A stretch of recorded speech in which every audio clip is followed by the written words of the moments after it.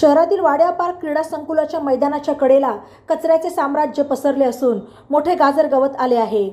अनेक ठिकाणी काटेरी झुडपे उगवली आहेत। तसेच पावसाच्या पाण्याच्या नाल्याही प्लास्टिक, कचरा आणि मातीने भरल्या आहेत। प्रेक्षक गॅलरीवरही मोठ्या प्रमाणावर धूळ साचली आहे। प्रेक्षक गॅलरीमधील स्वच्छतागृहांमध्ये अस्वच्छता असते। तसेच सायंकाळी मैदानावर तसेच मैदानाबाहेरही प्रकाशाची व्यवस्था अपुरी आहे। काही आउटगेटच्या भागामध्ये अतिक्रमणही झालेले आहे। या समस्या निवारण करून स्टेडियम आंतरराष्ट्रीय दर्जाचे करावे अशी मागणी क्रीडाप्रेमींनी केली।